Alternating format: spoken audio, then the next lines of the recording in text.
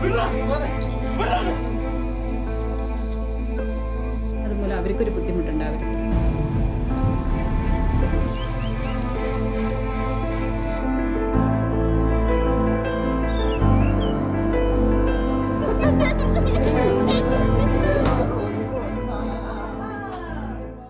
നമസ്കാരം. ഇന്ന് നമ്മളോടൊപ്പം അതിഥിയായി എത്തിയിട്ടുള്ളത് തൻ്റെ അഭിനയ അനുഭവങ്ങളെക്കുറിച്ചിട്ട് സംവദിക്കാൻ എത്തിയിട്ടുള്ളത് ഇപ്രാവശ്യത്തെ കേരള സംസ്ഥാന ചലച്ചിത്ര പുരസ്കാരം നടിക്കുള്ള പുരസ്കാരം ലഭിച്ച ബീനാർ ചന്ദ്രനാണ്. അവർ അധ്യാപികയാണ്, നാടകപ്രവർത്തകയാണ്, കൂടാതെ ഇപ്പോഴത്തെ പാഠപുസ്തക കമ്മിറ്റിയിൽ ഉള്ള ആളും കൂടിയാണ്. ബീനയ്ക്ക് സ്വാഗതം. Thank you. ബീനയുടെ ഒരു അഭിമുഖം എന്നുള്ള നിലയ്ക്ക് സംസാരിക്കാൻ അല്ല എനിക്ക് തോന്നുന്നത്. കാരണം നമുക്കറിയാം, നമ്മൾ 19 കൊല്ലക്കാലം, ഒരുപക്ഷെ കൗമാരകാലം മുതൽ നമ്മൾ അടുത്ത സുഹൃത്തുക്കളാണ്. ഒന്നിച്ച് ഒരുപാട് നാടകങ്ങൾ ചെയ്ത ആളാണ്. നാടകങ്ങൾ മാത്രമല്ല, ഒരുപാട് പ്രവർത്തനങ്ങൾ ഒന്നിച്ച് ചെയ്ത ആളുകളാണ്. അതുകൊണ്ട് തന്നെ എനിക്ക് തോന്നുന്നു വളരെ ഇൻഫോർമലായിട്ട്, വളരെ അനൗദ്യോഗികമായിട്ട് ഒരു എന്താ പറയുക, പരസ്പരമുള്ള ഒരു കൊണ്ടും കൊടുക്കലായിട്ടുള്ള ഒരു സംഭാഷണമാണ് കുറച്ചും കൂടി നല്ലതെന്ന് എനിക്ക് തോന്നുന്നു. അങ്ങനെയാണല്ലോ അല്ലേ? നമ്മൾ തന്നെയാണല്ലോ രണ്ടാളും ഒരുപോലെ ഒന്ന് എന്നുള്ള രീതിയിലാണല്ലോ പോകുന്നത്. ബീനയുടെ ഈ പട്ടാമ്പി കോളേജിൽ ഒരു 16-17 വയസ്സ് മുതൽ നമ്മൾ തമ്മിൽ പരിചയമുണ്ട്. അന്നത്തെ എനിക്ക് തോന്നുന്നു കേരള സംസ്ഥാനത്തിൽ തന്നെ ഏറ്റവും മികച്ച ക്യാമ്പസ് തിയേറ്ററുകളിൽ ഒന്നായിരുന്നു. അതിൽ ബീന വളരെ സജീവമായിരുന്നു. അതിനു മുമ്പേ ബീന പറഞ്ഞറിവ് മാത്രമുള്ള കുട്ടിക്കാലത്തെ നാടകാനുഭവങ്ങൾ വളരെ എനിക്ക് നമ്മൾ സംസാരിക്കുമ്പോൾ വളരെ കൗതുകരമായിട്ടുള്ള തോന്നിയിട്ടുള്ള കാര്യങ്ങളുണ്ട്.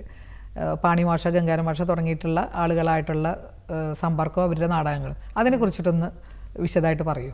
ചെറുപ്പം മുതലേ എനിക്ക് നാടകങ്ങൾ ഭയങ്കര ഇഷ്ടമായിരുന്നു. അഭിനയിക്കുക, എന്തെങ്കിലുമൊക്കെ ഇപ്പോൾ ഇൻ്റർവെൽ ടൈമിലൊക്കെ എന്തെങ്കിലുമൊക്കെ അഭിനയിച്ചുകൊണ്ടിരിക്കുക കൂട്ടുകാരെ കൂട്ടിയിട്ട്, അത് വലിയൊരു ത്രില്ലായിരുന്നു. പിന്നെ അതുപോലെ തന്നെ എന്താ പറയുക, ഞങ്ങളുടെ വീട്ടിലെ കുറേ കുട്ടികളുണ്ട്. അച്ഛൻ്റെ വീട്ടിൽ ഞങ്ങൾ താമസിച്ചിരുന്നു. അപ്പോൾ കുറേ കുട്ടികളുണ്ട്, 10-12 കുട്ടികൾ. അടുത്ത വീട്ടിലെ കുട്ടികൾ എല്ലാവരും കൂടെ കൂടിയിട്ട് പലതരം കളികൾ. അപ്പോൾ ഇപ്പം ഇങ്ങനെ ആലോചിച്ച് നോക്കുമ്പോൾ എനിക്ക് തോന്നുന്നു അതിലൊക്കെ ഒരു തിയേറ്റർ ഉണ്ടായിരുന്നു എന്ന്. ഇപ്പോൾ ഇലക്ഷനാണെങ്കിൽ ഇലക്ഷനായിട്ട് ബന്ധപ്പെടുത്തിയിട്ടാവും ഞങ്ങൾ നാടകം കളിക്കുക. പൂരമായിരുന്നെങ്കിൽ പൂരത്തിനോട് ബന്ധപ്പെട്ട്, അപ്പോൾ തറ, പൂതൻ, ഇതൊക്കെ അങ്ങനെ അങ്ങനെ അങ്ങനെ ആ കളികളിലൊക്കെ എന്താണോ അവിടെ നടന്നുകൊണ്ടിരിക്കുന്നത് അത് ഞങ്ങളെ ഒരു കളിയിലേക്ക് കൊണ്ടുവരും. അപ്പോൾ എനിക്ക് പിന്നീടാണ് മനസ്സിലാവണം ഞങ്ങൾ കുട്ടിക്കാലത്ത് തന്നെ ഈ കളികളിലൊക്കെ ഈ തിയേറ്റർ ഉണ്ടായിരുന്നു എന്നുള്ളത്. പിന്നെ പാണിമാഷ അടുത്തെത്തിയപ്പോഴാണ്, ഹൈസ്കൂളിൽ എത്തിയപ്പോഴാണ് ഇങ്ങനെയാണ് നാടകം കളിക്കുക, അല്ലെങ്കിൽ ഇങ്ങനെ ഒരു സ്ക്രിപ്റ്റ് വേണം, കൃത്യമായി ഒരു സ്ക്രിപ്റ്റ് വേണം, ഈ നാടകത്തിനൊരു ചിട്ടയുണ്ട്, അതൊക്കെ മനസ്സിലായത് ഹൈസ്കൂളിൽ എത്തിയപ്പോഴാണ്. പരുതൂർ ഹയർ സെക്കൻഡറി സ്കൂൾ, ഇപ്പോൾ പരുതൂർ ഹയർ സെക്കൻഡറി സ്കൂൾ, അന്ന് ഹൈസ്കൂൾ മാത്രമേ ഉണ്ടായിരുന്നുള്ളൂ. പാണിമാഷ അവിടുത്തെ HM ആയിരുന്നു. പട്ടാമ്പി കോളേജിലേക്ക് വന്നപ്പോഴാണ് മാഷയുടെ അനിയൻ തന്നെയാണ് ഗംഗാധര സാറ്. അപ്പോൾ ആ ഒരു അടുപ്പം, ഗീത ടീച്ചർ, അവരൊക്കെ ആയിട്ടുള്ള ഒരു അടുപ്പം. അപ്പോൾ ഒരു വലിയ പേടി ഉണ്ടായിരുന്നില്ല. ക്ലാസ്സിലേക്ക് പോകുമ്പോഴാവും കൂടുതൽ പേടി ഉണ്ടാവും. പക്ഷേ നമ്മുടെ ക്യാമ്പസ് തിയേറ്ററിലേക്ക് വരുമ്പോഴാണ് ഞാനായിട്ട് മാറുന്നതൊക്കെ. അപ്പോൾ അത് വല്ലാത്തൊരു സന്തോഷമായിരുന്നു. ശരിക്കും നാടകത്തിൻ്റെ ഒരു സ്കൂളിംഗ് കിട്ടിയത് പട്ടാമ്പി കോളേജിൽ വെച്ചിട്ട് തന്നെയായിരുന്നു. ഈ പാണിമാഷ കാര്യം പറഞ്ഞപ്പോഴാണ് പിന്നെ എല്ലാ ഇൻ്റർവ്യൂവിലും ഞാൻ പറയണ കേട്ടിട്ടുണ്ട്, നമ്മളോട് ഒരുപാട് പ്രാവശ്യം പാണിമാഷയെ കുറിച്ച് പറയുമ്പോൾ വളരെ വൈകാരികമായിട്ടാണ് പറയാറുള്ളത്. അപ്പോൾ ശരിക്കും പറഞ്ഞാൽ പാണിമാഷക്കുള്ളൊരു ആദരാഞ്ജലിയാണ്. എല്ലാ പ്രാവശ്യവും മാഷ് അന്തരിച്ചു. കുട്ടികളുടെ നാടകവേദിയിൽ വളരെ സജീവമായിട്ട് നിന്നിരുന്ന ആളാണ്. അപ്പോൾ അദ്ദേഹത്തിനുള്ളൊരു സമർപ്പണം പോലെയാണ് പലപ്പോഴും ബീനയുടെ ഈ ഇൻ്റർവ്യൂ ഒക്കെ കാണുമ്പോൾ തോന്നാറില്ല. മാഷ അപ്പമരമാണ് ബീന കളിച്ച നാടകം. അപ്പമരം എൻ്റെ അനിയത്തിയായിരുന്നു. അധ്യാപിക ആയി കഴിഞ്ഞപ്പോഴും എനിക്ക് നാടകം വേണം. അപ്പം ഞാനെന്താ ചോദിച്ചാൽ, മാഷയുടെ അപ്പമരം നാടകമുണ്ട്, അത് ഞാൻ കുട്ടികൾക്ക് ഇങ്ങനെ പഠിപ്പിച്ചുകൊണ്ടിരിക്കും. അപ്പോൾ അവരത് പെർഫോം ചെയ്യുന്നത് കാണുമ്പോൾ ഭയങ്കര സന്തോഷം. അപ്പം ഞാൻ നാടകത്തിൽ നിന്ന് വിട്ടുപോയിട്ടില്ല എന്ന് എന്നെ ഇങ്ങനെ ഉറപ്പിക്കാൻ വേണ്ടിയിട്ടാണ് ഞാൻ അതൊക്കെ ഇങ്ങനെ ചെയ്തുകൊണ്ടിരുന്നിരുന്നത്. പിന്നെ പാണിമാഷയുടെ ഭാര്യയാണ് ഒരു പ്രാവശ്യം പെരുമുടി ഒരു സ്കൂളിൽ ടീച്ചർ, അവിടെ ഹയർ സെക്കൻഡറിയിൽ അധ്യാപികയായിരുന്നു. അപ്പോൾ ടീച്ചർ എന്നെ അവിടെ ഒരു വർക്ക്ഷോപ്പിന് വിളിക്കുക, നാടക വർക്ക്ഷോപ്പിന് വിളിക്കുകയാണ്.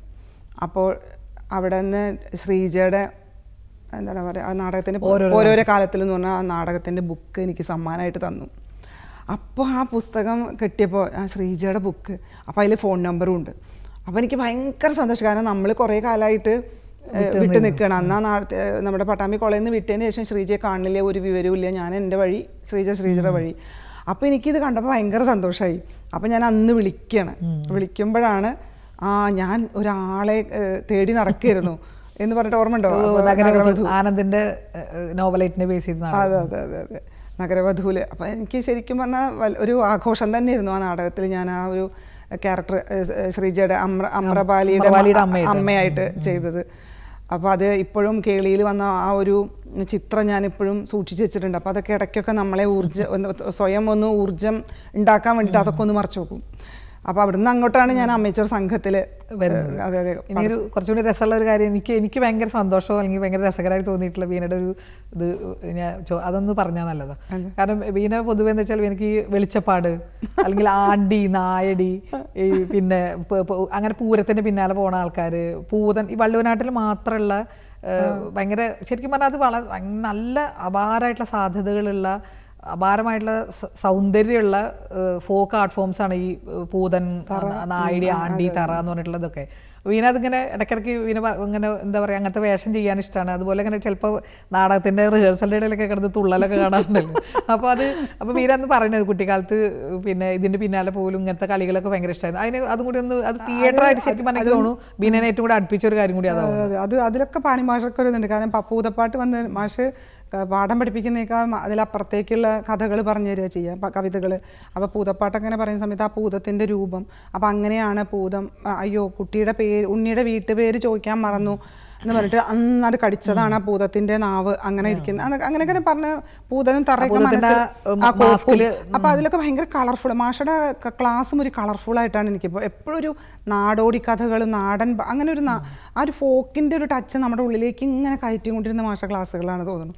അതുകൊണ്ടാണ് തോന്നുന്നുണ്ട് എനിക്കിങ്ങനെ ഈ പൂരം, ഇത്തരം അങ്ങനെ തറ, പൂതൻ, വെളിച്ചപ്പാട് ഇതിലൊക്കെ ഈ കളറുകൾ, ഈ ഒരു ചടുലായ താളങ്ങളൊക്കെ ഇങ്ങനെ ഉള്ളിൽ അത് തിയേറ്ററിക്കലായതുകൊണ്ടും തിയേറ്ററിനോട് ഇഷ്ടമുള്ളതുകൊണ്ട് ആയിരിക്കാം അത്. അപ്പോൾ അതേപോലെ തന്നെ തറയായാലും അപ്പോൾ എനിക്കിങ്ങനെ ഞാൻ ഇപ്പോഴും ആലോചിച്ചുകൊണ്ടിരിക്കുന്ന ഒരു കാര്യം, എനിക്കൊരു ഒരു പൂരത്തിനോ അല്ലെങ്കിൽ ഒരു ആഘോഷത്തിന് എന്തെങ്കിലും ഒന്ന് കെട്ടാൻ പറ്റിയെങ്കിൽ എന്ന്. അതെ, അങ്ങനെ ഇരിക്കുമ്പോഴാണ് അസീസ് പെരിങ്ങോടിൻ്റെ നമ്മുടെ കുരുത്താലി എന്നുള്ള നാടകം കളിക്കുന്നതും അതിൽ ഒരു വെളിച്ചപ്പാട് നമ്മൾ രണ്ടുപേരും കൂടെ വെളിച്ചപ്പാടായിട്ട് വന്നിരുന്നത്. അപ്പം എനിക്ക് ആഗ്രഹിച്ചൊരു വേഷം കിട്ടി. എന്തായാലും പൂരത്തിന് കളിച്ചില്ലെങ്കിലും ഒരു നാടകത്തിലെങ്കിലും ഒരു വെളിച്ചപ്പാടാവാൻ കഴിഞ്ഞല്ലോ എന്നുള്ള ഒരു സന്തോഷം. പിന്നെ വേറെ ഇതിനോട് ബന്ധപ്പെട്ട് വേറെ രസം എന്ന് പറഞ്ഞാൽ സ്കൂളിൽ ഒരു പഞ്ചവാദ്യത്തിൻ്റെ എന്തോ ഒരു കൊട്ടിൻ്റെ ഒരു പരിപാടി ഉണ്ടായിരുന്നു. വേദിയിലൊരു കൊട്ടിൻ്റെ ഒരു പഞ്ചവാദ്യം അതോ എന്താ തായമ്പക എന്തോ ഒരു പരിപാടി ഉണ്ടായിരുന്നു.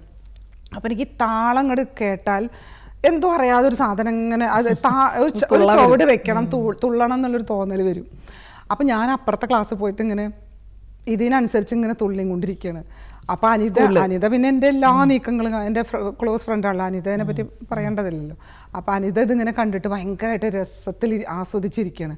അപ്പോൾ ഞാൻ അനിത ഇത് ആസ്വദിക്കുന്നുണ്ട് കണ്ടപ്പോൾ അതിൻ്റെ ഇടയിൽ കൂടി ഞാനും പോയിട്ട് അങ്ങോട്ട് ഒരു വെളിച്ചപ്പാടിൻ്റെ തുള്ളണ പോലെ കാലൊക്കെ ഇങ്ങനെ ഇങ്ങനെ ഇങ്ങനെ താളം വെച്ചിട്ടാണ് കളിക്കണത്. അപ്പോൾ വെളിച്ചപ്പാടിൻ്റെ ഒരു കൊട്ട് പോലെയൊക്കെ ഇങ്ങനെ ഫീൽ ചെയ്യണം. അപ്പോൾ അനിതയ്ക്ക് ഭയങ്കര. അപ്പോൾ ഞാൻ ഇത്ര നേരെ എടുത്ത് ചെന്നിട്ട് കൽപ്പന പറയലൊക്കെ. അപ്പോൾ അങ്ങനെ വൈകുന്നേരം ഞങ്ങൾ ക്ലാസ്സൊക്കെ കഴിഞ്ഞ് ടീച്ചേഴ്സിനോടൊക്കെ അവൾ പറഞ്ഞു, പിന്നെ എന്താ ഈ ബീനെ ഒരു അടിപൊളി സംഭവം ഒരു പെർഫോമൻസ് കാണിച്ചു തരും കേട്ടോ, എന്ത് രസമായിട്ടാണ് രാവിലെ ചെയ്തിരുന്നത് എന്നൊക്കെ പറഞ്ഞ് ഒരു റൂമിൻ്റെ ഉള്ളിൽ അടച്ചിട്ട് കുറച്ച് ടീച്ചേഴ്സ് വീഡിയോ എടുക്കണം കേട്ടോ എന്നൊക്കെ പറഞ്ഞിട്ട് വീഡിയോ എടുത്ത് അങ്ങനെ വെളിച്ചപ്പാട് അങ്ങോട്ട് ഇതായി. അപ്പോൾ ഞാനിങ്ങനെ ഒരു മുടിയൊക്കെ അങ്ങോട്ട് അഴിച്ചിട്ട് അരയിലൊരു ഇതൊക്കെ കയറൊക്കെ കെട്ടി ഒരു വടി അവിടെ ഇരിക്കുന്നുണ്ടായിരുന്നു. അപ്പോൾ അതൊക്കെ തൊട്ട് അങ്ങനെ ആക്കി അതും കൂടി എടുത്തിട്ട് അങ്ങോട്ട് നടക്കാൻ തുടങ്ങി. അപ്പോൾ അങ്ങനെ നടക്കണതിൻ്റെ ഇടയിൽ ഒരു ടീച്ചറുടെ അടുത്തേക്ക് അങ്ങനെ ചെന്നപ്പോൾ ടീച്ചർ മൊബൈൽ പിടിച്ച് ഇങ്ങനെ നിൽക്കുക. അപ്പോൾ എനിക്കൊരു റിപ്പൽഷൻ വന്നു. വെളിച്ചപ്പാടിൻ്റെ അവിടേക്ക് ചെല്ലാൻ പറ്റിയില്ല. വേറൊരു ടീച്ചർ ഭയങ്കര ഭയഭക്തി ബഹുമാനത്തോടു കൂടി ഇങ്ങനെ നിൽക്കുന്നുണ്ട്. അപ്പോൾ ഞാൻ ടീച്ചറെ അടുത്തോട്ട് ചെന്നിട്ട് കൽപ്പന പറയാൻ തുടങ്ങി, എന്താണ് എക്സ്ട്രാ വർക്കൊക്കെ പോവാറില്ലേ, ലാസ്റ്റ് പീരീഡൊക്കെ ക്ലാസ്സിൽ പോകാറുണ്ടോ, സ്കൂളിൻ്റെ അടുത്താലേ വീട്, കൃത്യസമയത്തിനൊക്കെ എത്തണില്ലേ എന്നൊക്കെ പറഞ്ഞിട്ട് ഞാൻ അങ്ങോട്ട് കൽപ്പന പറയാൻ ഉറഞ്ഞതുള്ളത് തുടങ്ങി. അപ്പോൾ ടീച്ചറാണെങ്കിൽ ഭയങ്കര ഊവ് എന്നൊക്കെ പറഞ്ഞിട്ടാണ് നിൽക്കുന്നത്. ടീച്ചർ അഭിനയിക്കൊണ്ടായിരിക്കും എനിക്ക് ത്രില്ലായത്. കുറച്ച് കഴിഞ്ഞപ്പോൾ ടീച്ചർക്ക് പേടിയാവാൻ തുടങ്ങി. ടീച്ചർ അനിതോട് മാത്രം കുറച്ച് വെള്ളമൊക്കെ എടുത്ത് വെച്ചോളൂ, ഇന്ന് വെള്ളിയാഴ്ചയല്ലേ, ചിലപ്പോൾ നമുക്കിത് ഇറങ്ങണമെങ്കിൽ മുഖത്ത് വെള്ളം തളിക്കേണ്ടി വരും എന്നൊക്കെ ടീച്ചർ പറഞ്ഞു. അതൊക്കെ കേട്ടിട്ട് അനിതയ്ക്കും ചിരി വരിക. അപ്പോൾ ആ വീഡിയോയിൽ ഫുള്ള് ഇവരുടെയൊക്കെ ചിരികളാണ്. ഞാനാണെങ്കിൽ കംപ്ലീറ്റ് ക്യാരക്ടറായി മാറിയിരിക്കും. പിന്നീട് ഇപ്പോഴും ആ വീഡിയോ കാണിച്ചു തന്നിട്ട് അപ്പം അങ്ങനത്തെ ചില രസങ്ങൾ. അല്ല, അത് പറഞ്ഞപ്പോൾ സാധാരണ ഈ ഒറയലുണ്ടല്ലോ, എനിക്ക് തോന്നാറ് നമ്മൾ കളിയേക്കാറുള്ളതാണ്. ബീനൊരു വേഷം നാടകത്തിലൊരു വേഷമൊക്കെ കെട്ടിക്കഴിഞ്ഞാൽ പിന്നെ ആൾക്കാരോട് മിണ്ടില്ല, പിന്നെ അതായിട്ട് ഇങ്ങനെ ഇങ്ങോട്ട് എടുക്കുക. അതിപ്പോഴും അതിൻ്റെ മുന്നേ ആ ക്യാരക്ടറിനെ ഒരു ആവാഹിക്കല് അത് പിന്നെ അതിൻ്റെ മുകളിൽ നിന്ന് ഇറങ്ങണമെങ്കിൽ പക്ഷെ അത് പറഞ്ഞപ്പോൾ അവർക്ക് കണക്ട് ചെയ്യുന്ന ഒരു കാര്യം എന്ന് വെച്ചാൽ ബീന പറഞ്ഞല്ലോ ഇപ്പോൾ ഈ തടവ് സിനിമയിൽ കൂടെയാണല്ലോ ഇപ്പോൾ ഇത്രയും രീതിയിൽ കേരളം മുഴുവൻ അറിയപ്പെടുന്ന ഒരു ചലച്ചിത്ര നടി എന്നുള്ള രീതിയിൽ അറിയപ്പെടാൻ തുടങ്ങിയത്. അത് ഉർവശിയുടെ കൂടെയും കൂടിയാണ്, ഉർവശിക്ക് ഒന്നിച്ചാണല്ലോ അല്ലേ കിട്ടിയത്. അപ്പോൾ അതിൽ ബീനയുടെ ഫ്രണ്ട് അനിതയിൽ അഭിനയിച്ചിട്ടുണ്ട്, സുബ്രൻ അഭിനയിച്ചിട്ടുണ്ട്. അപ്പോൾ ബീന പറഞ്ഞിട്ടുണ്ടായിരുന്നല്ലോ ഒരു മാസം എടുത്തു അഗീത എന്ന് പറയുന്ന ടീച്ചറുടെ ഒരു മാസം കൂടി അതെന്നെ അത് ഇതായിട്ട് കണക്ട് ചെയ്ത കാര്യമായതുകൊണ്ട് ഞാൻ സിനിമയിലേക്ക് കടന്നു മാത്രമേ. അതെന്തോ അറിയില്ല, കുട്ടിക്കാലത്ത് മുതൽ എന്താണോ ഏറ്റെടുത്തിരിക്കുന്നത് അതിനോടൊരു 100% ആത്മാർത്ഥത പുലർത്തുക എന്നുള്ളത് ഒരു സ്വഭാവമായിരിക്കാം. അതുകൊണ്ടായിരിക്കാം ഈ ഇപ്പോൾ ശ്രീജ പറഞ്ഞ നാടകങ്ങളിലായാലും ഇപ്പം നിങ്ങളൊക്കെ എന്നെ കളിയാക്കാറുണ്ട്, ബീന പ്രോപ്പർട്ടിയൊക്കെ കറക്റ്റ് നാടകത്തിന് മുന്നേ കറക്റ്റ് വെച്ചിട്ടുണ്ട്, അതെവിടെയെങ്കിലും ഒന്ന് കാണാതെ ആകെ എല്ലാവരും ടെൻഷൻ എടുപ്പിക്കും, അതുപോലെ എൻ്റെ ഡ്രസ്സ് എല്ലാം കറക്റ്റാവും. അപ്പോൾ അങ്ങനെ അത് എൻ്റെ ഒരു അറിയില്ല, അത് ചിലപ്പോൾ അത് ബുദ്ധിമുട്ടും ആവും മറ്റുള്ളവർക്ക്, എനിക്കും ബുദ്ധിമുട്ടാവും. ഇങ്ങനെ ഭയങ്കര ചിട്ട, അതൊക്കെ അമ്മയുടെ അച്ഛൻ്റെ ഒരു പഠിപ്പിക്കലാണെന്ന് എനിക്ക് തോന്നുന്നു. എല്ലാം ചിട്ടയിൽ വെച്ചിട്ടും കൃത്യസമയത്തിന് ചെയ്തിട്ട് അങ്ങനെ ഒരു രീതികളാണല്ലോ. അപ്പോൾ ഇതേപോലെ തന്നെ ഈ ഒരു ക്യാരക്ടർ കിട്ടിയപ്പോൾ, തടവിൽ ഗീതയുടെ ക്യാരക്ടർ കിട്ടിയപ്പോൾ എനിക്ക് സത്യം പറഞ്ഞാൽ നല്ല പേടിയുണ്ടായി. കാരണം ഈ ഫാസിൽ റസാക്ക് ആദ്യമായിട്ട് സിനിമ ചെയ്യണു, അവനാണെങ്കിൽ ഈ സിനിമ എന്നുള്ള പാഷൻ മാത്രം, വേറെ ഒന്നി കൂട്ടി ചിന്തിക്കുന്നേയില്ല, സിനിമ അതിൽ ഉയരണം. അപ്പോൾ ആദ്യത്തെ സിനിമയിൽ കേന്ദ്ര കഥാപാത്രം എന്നെ സജസ്റ്റ് ചെയ്തപ്പോൾ നല്ല പേടിയുണ്ടായിരുന്നു. അപ്പം ഞാൻ പിന്നെ അനിതയും പറഞ്ഞു, നിനക്ക് ചെയ്യാൻ പറ്റും, ഞാൻ ആഗ്രഹിച്ച ഒരു സാധനം, എത്രയോ കാലമായി നീ ഒരുപാട് നാടകങ്ങൾ ചെയ്യണു, ഷോർട്ട് ഫിലിമുകളൊക്കെ ചെയ്യണു, പക്ഷേ നിൻ്റെ ഉള്ളിലുള്ള എല്ലാം പുറത്തേക്ക് കൊണ്ടുവരാൻ ഇതുവരെ ഒന്നും ചെയ്തതിന് സാധിച്ചിട്ടില്ല. ഇതാണ് നിനക്ക് കിട്ടിയൊരു വലിയൊരു അംഗീകാരം കിട്ടാൻ വേണ്ടി പോകണം, വെറുതെ ആയിട്ട് പറഞ്ഞതാണ്. ഇതാണ് എല്ലാം നിൻ്റെ എക്സ്പ്രസ് ചെയ്യാൻ പറ്റുന്ന ഒരു ക്യാരക്ടർ, കഥാപാത്രം എന്ന് പറഞ്ഞു അനിത. അപ്പോൾ അതും എനിക്ക് ശരിക്കും പറഞ്ഞ ഒരു ഊർജ്ജം തന്നെ. പിന്നെ ഫാസിൽ റസാക്കും അതെ, ടീച്ചർക്ക് പറ്റും, ടീച്ചറെ കണ്ടിട്ടാണ് ഞാൻ ഈ സ്ക്രിപ്റ്റ് എഴുതിയിരിക്കുന്നത് നടക്കം പറഞ്ഞപ്പോൾ അത് ഞാൻ ശരിക്കും പറഞ്ഞാൽ അത്രയും നെഞ്ചോട് ചേർത്തു എന്ന് തന്നെ പറയാം.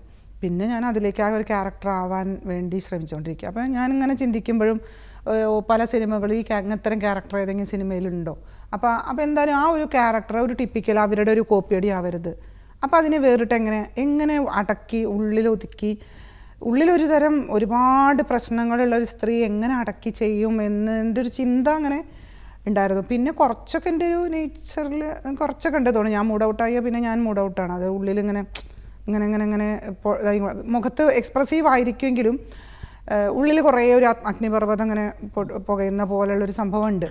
അപ്പോൾ കുറച്ചും കൂടി അതിലേക്ക് ഇങ്ങനെ അതിൻ്റെ ഒരു ചിന്ത കൊണ്ടായിരിക്കാം അങ്ങനെ ശ്രീജ പറഞ്ഞ പോലെയുള്ള ഒരു ഇതിലേക്ക് വരാനായിട്ട് സാധിച്ചത്. അത് വിജയിച്ചിട്ടുണ്ടെങ്കിലും അത് തന്നെയായിരിക്കും. പിന്നെ ഫാസിലിൻ്റെ സിനിമ എപ്പോഴും ഡയറക്ടറുടെ എന്ന് കൂടി പറയുമല്ലോ.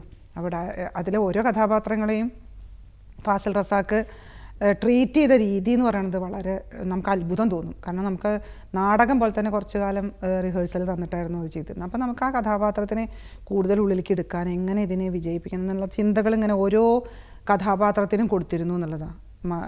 പിന്നെ ക്യാമറയുടെ മുന്നിൽ ഒരിക്കലും നിൽക്കാത്ത ഇഷ്ടംപോലെ ആളുകളാണ്. ഞാനും സുബ്രനും ഒഴികെ ബാക്കി ആർക്കും ഒരു ക്യാമറയുടെ മുന്നിൽ നിന്ന് പരിചയമൊന്നുമില്ല. ഇത്രയും കാലത്ത് നാടകത്തിൻ്റെ അനുഭവം അതിനെ നന്നായി സഹായിച്ചു. പിന്നെ നാടകം ശരിക്കും പറഞ്ഞാൽ അത് ഒരു ക്യാമറയുടെ മുന്നിൽ നിൽക്കണമെങ്കിൽ, ഒരു ഓഡിയൻസിൻ്റെ മുന്നിൽ നിൽക്കാൻ നമ്മളെ ഒരു കോൺഫിഡൻസ് എന്ന നാടകം തന്നെയാണ്. അതെനിക്ക് വളരെ അഭിമാനത്തോട് കൂടിയിട്ടും വളരെ കോൺഫിഡൻസിൽ പറയാൻ പറ്റും. പിന്നെ ഇത് ഈ കഥാപാത്രം ഒരുപാട് കാലം ഹോണ്ട് ചെയ്തു എന്ന് പറഞ്ഞല്ലോ, അതെങ്ങനെ ശരിക്കും പറഞ്ഞ ജീവിതത്തിൽ ഈ ദിവസങ്ങളെ അല്ലെങ്കിൽ പിന്നെ പഠിപ്പിക്കാൻ പോകണം, സാധാരണ ജീവിതത്തിലേക്ക് തിരിച്ചു വരണല്ലോ, അതിനെ വല്ലാതെ ബാധിച്ചിരുന്നു? തീർച്ചയായിട്ടും. അതെന്താ വെച്ചാൽ ഒരു മാസം വൈകുന്നേരങ്ങളിൽ എന്നും റിഹേഴ്സൽ. അപ്പോൾ ഈ കഥാപാത്രം ഉള്ളിലേക്ക് ഇങ്ങനെ അറിയാതെ കയറാൻ തുടങ്ങി. ഭയങ്കര ഇമോഷണൽ സിനിമ കണ്ടിട്ടുണ്ടല്ലോ, ഭയങ്കര ഇമോഷണലായിട്ടുള്ള ഒരു സ്ത്രീയുടെ കഥാപാത്രം. അപ്പോൾ അതിങ്ങനെ അപ്പം തന്നെ പിന്നെ ഷോർട്ടിൽ വരുമ്പോൾ നമുക്ക് കറക്റ്റ് അറിയാം ഇതാണ് ഇവിടെ ഇമോഷനാണ് പിടിക്കേണ്ടത്.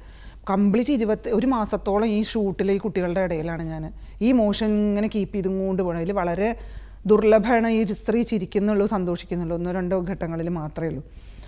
അപ്പോൾ ശരിക്കും പറഞ്ഞാൽ ആ ഒരു മൂഡ് പിടിച്ച് ഞാനിങ്ങനെ അതിലേക്ക് ആ ഒരു ക്യാരക്ടറിൽ നിന്ന് വിട്ടുപോരാനായിട്ട് വലിയ ബുദ്ധിമുട്ടായിരുന്നു. അപ്പോൾ ഈ സുബ്രനും അനിതയും പറയും, ഞങ്ങളെപ്പോഴും 3 പേരും ജീവിതത്തിലും സുഹൃത്തുക്കളായിരുന്നു. അപ്പോൾ ആ ഒരു സുഹൃത്ത് ബന്ധം തന്നെയാണ് ഫാസിലിനെ ഇതിലേക്ക് ഈ സിനിമയിലേക്ക് ബ്ലെൻഡ് ചെയ്യാനായിട്ട് പ്രേരിപ്പിച്ചത്. അപ്പോൾ അതുവരെ ഉണ്ടായിരുന്ന ബീന ഈ കഥാപാത്രമായിട്ട് ഇങ്ങനെ ഇരിക്കുമ്പോൾ ഷൂട്ടിൻ്റെ ഇടയിലും ഇവർ പറയും, ഇതെന്ത് ചിരിക്കാണ്ട് നമ്മൾ തമാശ പറയുമ്പോൾ ഒന്നും ചിരിക്കണില്ല, അത് ഗീതയായിട്ട് ഇങ്ങനെ ഇരിക്കുകയാണ് എന്ന് പറഞ്ഞിട്ട് ഇവർക്ക് ഭയങ്കര ഇറിറ്റേഷൻ ഉണ്ടായിരുന്നു. ആദ്യമൊക്കെ തമാശയായിരുന്നെങ്കിലും പിന്നീട് ഇത് കഴിഞ്ഞിട്ടും ഷൂട്ട് കഴിഞ്ഞിട്ടും ഞാൻ എന്തോ ആയി മാറുന്നുണ്ട് എന്ന് ഇവർ പറയും.